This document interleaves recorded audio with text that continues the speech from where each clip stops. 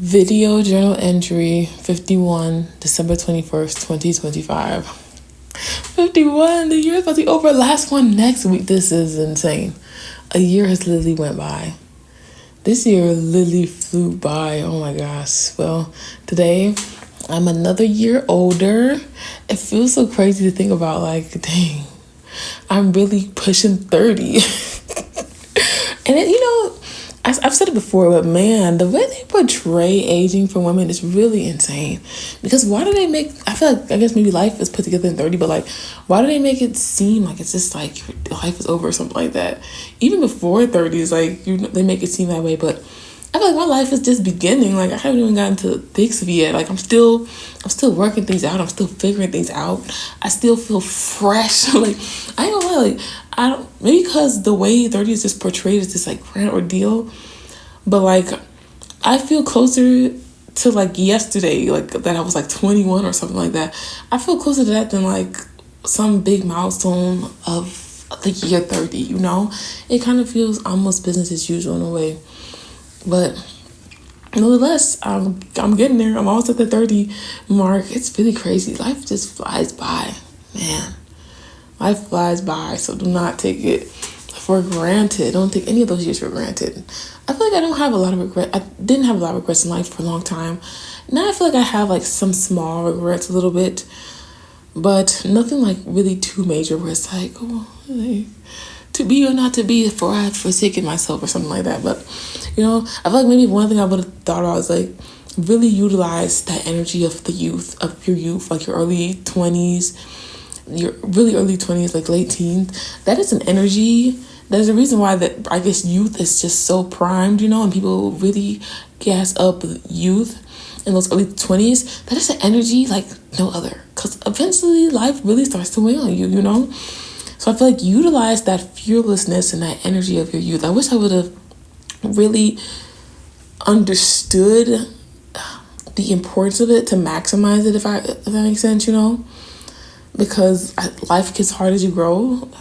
But then again, maybe it's not necessarily life is harder, but it's a matter of how you perceive society, etc., and like where you're supposed to be in society. Maybe that's the only difference. Maybe you can have the same vim and the same youth of your early 20s, but it's a matter of how you program your mind in relation to how society tries to program it. But alas, it's my birthday. I got the shower, so as you can see, I literally just washed my hair. I shouldn't have chose my birthday to wash my hair. I should have probably done it the day before, but I was like, I don't want to exit my birthday with dirty hair, so I should at least wash it today. But it's okay, because I'm not going to blow dry it. I'm just going to use a diffuser to make sure it's dry and call it a day. I feel like the wash plus the blow dry is what makes it a lot. But like one or the other on the wash day or the blow dry day, it's not as bad. But oh my gosh, I literally got the shower though, and I was like, wait, the light is still young. Shall I pop out? But I'm like, no, I'm not going to. I have a fresh seafood boil upstairs waiting for me. It's kind of like I washed my hair before I ate because I want to be clean and fresh and eat my meal. But I have it upstairs waiting for me. And once I eat that, I'm on D&D. Do not disturb. I'm kicking it. But man, I can't believe I'm older. Nothing really special for my birthday. I feel like I told myself, you know what? If you really want to do something big for your birthday, boss up, tee up. I really want to be a grand mamacita. I want to be something big, something great, something powerful. If I really want to do something for my birthday, I will head there. I won't stop working towards that. I will get there.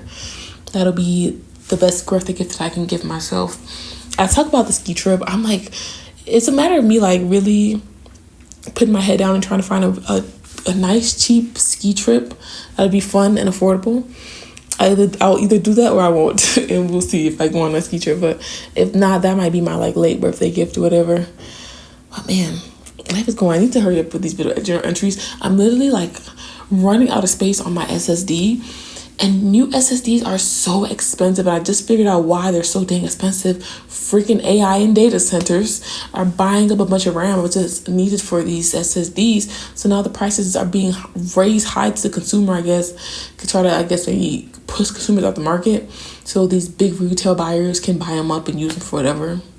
Literally, since last year, I bought my last SSD last year, and I wish I bought two. But last year, when I bought this one, I was like, okay, I'm gonna keep it on the market for when the price drops. Then I'll buy another one, and literally that price never dropped. And in the less than 3 months, the price increased almost 50%. Like, I'm gonna be pissed off about it. But another thing I've been thinking about this, I'm trying to like make this short, but another thing I thought about this week was, so last week I mentioned I caught my first fish. So this week I really want to catch and cook, and I finally caught a fish that was a keeper size. Like, it wasn't a keeper size in relation to like, oh, you get this big meal of a fish, but like a keeper size for the species. So I caught a perch, and perch are pretty small, so you want to catch a couple of those, but I caught one keeper size. So I really wanted to fry it, even if I caught one. And in order to cook a fish, do you know what you have to do? You need to kill a fish. That is not a vibe.